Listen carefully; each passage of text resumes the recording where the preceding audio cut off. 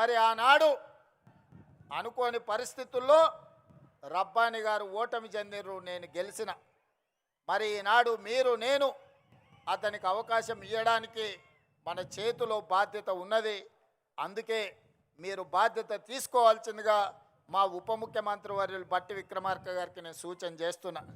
అదేవిధంగా మిత్రులారా, ఆనాడు జడ్పీటీసీగా నాతో పాటు పనిచేసిన ఎంపీటీసీలు, సర్పంచులు వాగులు దాటడానికి వాగుల్లో ఇసుక దొంగలిస్తుంటే వాగులు దాటేటప్పుడు మనుషులు కొట్టుకుపోయి చచ్చిపోయినారు.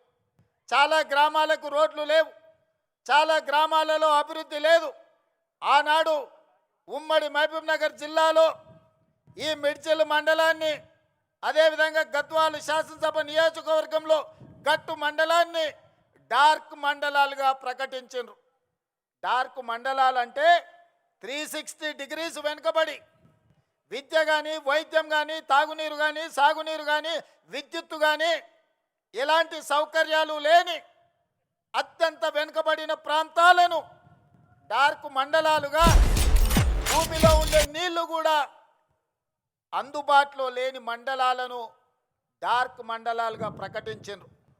మరి అత్యంత వెనుకబడిన మండలమైన ప్రజలు చైతన్యంతో చీకటి మండలంగా పిలువబడే ఈ మండలం, ఆ చీకట్లో నుంచి ఒక వెలుగు రేఖ రావాలి, మా జీవితాలు, మా తలరాతలు మార్చాలి, మా మండలం బాగుపడాలి అని 2006లో తీసుకున్న నిర్ణయం ఈనాడు తెలంగాణ రాష్ట్ర ముఖ్యమంత్రిగా ఒక అవకాశం నాకు వచ్చింది. మరి మండలానికి కృతజ్ఞత చెల్లించాల్సిన బాధ్యత నా మీద లేదా? అందుకే సహచర మంత్రివర్గ సభ్యుల్ని అనుమతి తీసుకొని ఈ మండలంలో ప్రతి గ్రామానికి అభివృద్ధి చేరాలి. ఈ మండలంలో ఉండే ప్రతి వాడు, అరే మేము ఆ రోజు మా ఇంటికి వచ్చిన మా సోదరుడు, మా ఊరికి వచ్చిన మా బిడ్డ ఈరోజు తెలంగాణ రాష్ట్రంలో ప్రభుత్వాన్ని నడిపించే బాధ్యత నిర్వహిస్తున్నాడు, మాకు సహాయం అందుతుందని మన వైపు చూస్తున్నారు. అందుకే నిస్సహాయాలుగా ఈ మండలం నిలబడడానికి వీల్లేదు. ఈ మండలం అభివృద్ధి జరగాలి, ఈ మండలం ఈ జిల్లాకే ఆదర్శంగా నిలబడాలి. అందుకే ఉప ముఖ్యమంత్రి గారికి ప్రత్యేకంగా నేను విజ్ఞప్తి చేస్తున్నా, ఈ మండలాన్ని మీరు దత్తత తీసుకొని ఇక్కడ జరగాల్సిన అభివృద్ధి కార్యక్రమాలను మీరు నిరంతరం నా మిత్రుడిగా పర్యవేక్షించాల్సిన బాధ్యత మీరు తీసుకోండి అని చెప్పి నేను కోరుకుంటున్నా. ఇంతకంటే ఈ ప్రజలకు నేను చేయగలిగింది ఏమీ లేదు. నాకు బాధ్యత వచ్చి ఉండొచ్చు, నేను ఎమ్మెల్సీ అయి ఉండొచ్చు, 2 సార్లు ఎమ్మెల్యే అయి ఉండొచ్చు, ఒకసారి పార్లమెంట్ సభ్యుడు అయి ఉండొచ్చు, Congress party working president, Congress party president. ఈనాడు మీ అందరి సహకారంతో తెలంగాణ రాష్ట్ర ముఖ్యమంత్రిగా బాధ్యతలు నిర్వహిస్తున్నా. ఇంతకంటే ఈ రాష్ట్రంలో కాంగ్రెస్ పార్టీ దగ్గర, తెలంగాణ ప్రజల దగ్గర నాకు అవకాశం ఇవ్వడానికి, నాతో పనులు చేయించడానికి వాళ్ళ దగ్గర ఇంకా ఏమీ లేదు ఇవ్వడానికి. వాళ్ళు ఉన్నదంతా సర్వం నాకు ఇచ్చిండ్రు, ఇవాళ నన్ను పెంచి పోషించిండ్రు. అందుకే ఆనాడు మొక్క నాటిన ఈ మండలానికి మిడ్జిల్ని తీర్చిదిద్దాల్సిన బాధ్యత నా మీద ఉన్నది. వీళ్ళ సోదరుడుగా ఈ మండలాన్ని అభివృద్ధి పదం వైపు నడిపించాల్సిన అభివృద్ధి చెందిన మండలంగా, ఇది డార్క్ మండలం కాదు, ఈ ప్రాంత ప్రజలకి వెలుగు రేఖలు వచ్చినాయి, ఈ ప్రాంతం అభివృద్ధి చెందింది అని చెప్పి ప్రభుత్వ లెక్కలలో తేలాలి, దానికి మీ వంతు సహకారం కావాలి అని చెప్పి మిత్రుడు బట్టి విక్రమార్క గారికి నేను విజ్ఞప్తి చేస్తున్నా. మిత్రులారా, మీరు ఆలోచన చేయండి. ఎమ్మెల్సీగా, ఎమ్మెల్యేగా 2 సార్లు, పార్లమెంట్ సభ్యుడిగా ఈ 20 సంవత్సరాలు 2006 జూలై 4న మీరు బాధ్యత ఇస్తే 20 ఏళ్ళల్లో ఏ ఒక్కరోజు నేను సెలవు తీసుకోలే. నా స్వార్థ ప్రయోజనానికి నాకు ఇచ్చిన అవకాశాన్ని దుర్వినియోగం చేయలేదు. ఏది చేసినా ప్రతిపక్షంలో ఉంటే ప్రశ్నించే గొంతునై ప్రజా సమస్యల కోసం కొట్లాడిన, అధికారం వస్తే పరిపాలనలో సంక్షేమంతో పాటు అభివృద్ధితో పాటు దీర్ఘకాలికంగా సమాజాన్ని పట్టి పీడిస్తున్న సమస్యల్ని శాశ్వత పరిష్కారం చూపించే ప్రయత్నం చేసిన.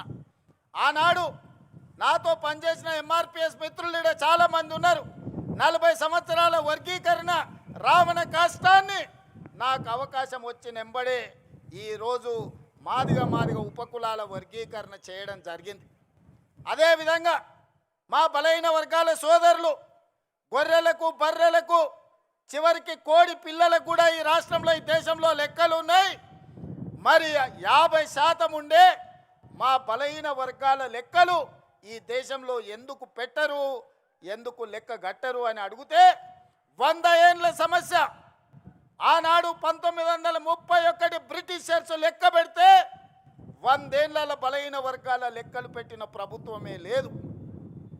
మా మిత్రుడు బట్టి విక్రమార్క గారి నేతృత్వంలో 100 ఏళ్ల సమస్యకు జనగణనలో కులగణన చేసి ఎవరు ఎంతున్నారో లెక్క తేల్చడమే కాదు, లెక్క ప్రకారం వాళ్ళ వాటాలు వాళ్ళకి ఇవ్వాలి, వాళ్ళ సంక్షేమం వాళ్ళ అభివృద్ధి వాళ్ళకి చేర్చాలి అని ఆ సమస్యకు శాశ్వత పరిష్కారం చూపించింది మన ప్రభుత్వం, ప్రజా ప్రభుత్వం. మిత్రులారా, మీరు అవకాశం ఇచ్చినందుకు ఈ దీర్ఘకాలికమైన సమస్యల్ని మనం పరిష్కరించుకోగలిగినాం.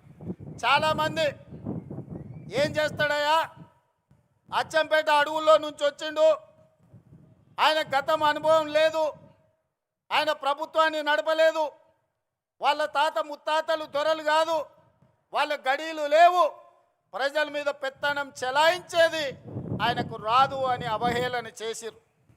నేను ఒక్క మాట చెప్పదలుచుకున్న ఈ వేదిక మీద నుంచి, నేను పుట్టింది గ్రామం, గ్రామంలో అన్ని కులాలు అన్ని మతాలను అన్ని సమస్యల్ని ప్రతి పేదవాడి కష్టాన్ని చూసుకుంటూనే నేను పెరిగిన.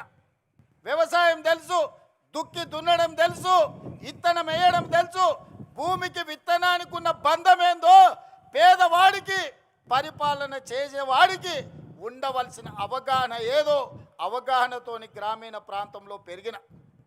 రాష్ట్రం అంటే దేశం అంటే ఎక్కడో లేదు, గ్రామాల సమూహమే తెలంగాణ రాష్ట్రం. 12,000 పైచలకు గ్రామ పంచాయతీలు అంటేనే తెలంగాణ రాష్ట్రం. 6 లక్షల పైగా ఉండే ఈ మొత్తం ఈ దేశంలో అన్ని గ్రామాలు చిన్న చిన్న పల్లెలు కలిస్తేనే ఈరోజు భారతదేశం. సమస్యలు ఎక్కడుంటాయి, సమస్యలు ఎక్కడ పరిష్కరించాలి, ఈ అవగాహన గడీలలో ఉన్న దొరలకు లేకపోవచ్చు.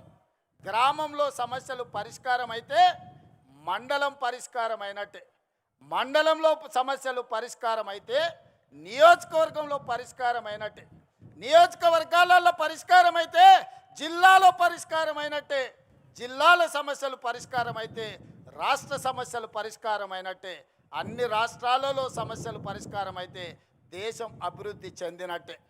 ఇప్పుడు చెప్పండి మిత్రులారా, కొండారెడ్డిపల్లిలో దళితులు గిరిజనులు బలహీన వర్గాలు మైనారిటీలు మహిళలు పేదవాడి మధ్యలో పెరిగిన నేను, పేదల సమస్యలు తెలిసిన నేను ఆ సమస్యకు పరిష్కారం కనిపెట్టలేనా, పరిపాలన నేను అందించలేనా? పాలమూరు బిడ్డలు పరిపాలనకు పనికిరారా? తట్ట పనికి మనమే కావాలి, పార పనికి మనమే కావాలి, పలుగు పనికి మనమే కావాలి, పార పనికి మనమే కావాలి, పరిపాలనకు మాత్రం పాలమూరు బిడ్డ వద్దనే దురహంకారాన్ని బొందబెట్టాల్సిన బాధ్యత ప్రతి పాలమూరు బిడ్డ మీద లేదా అని నేను ఈరోజు మీకు విజ్ఞప్తి చేయదలుచుకున్నా. మిత్రులారా, అహంకారానికి కూడా అత్తుంటుంది, అహంభావానికి కూడా ఒక అవకాశం ఉంటుంది. అహంకారం అహంభావం పెట్టేగిపోయి గద్దరన్నను గడీల ముందల 4 గంటలు ఎర్రటెండ కూర్చోబెట్టినోని ఇవాళ మనం క్షమించాలనా?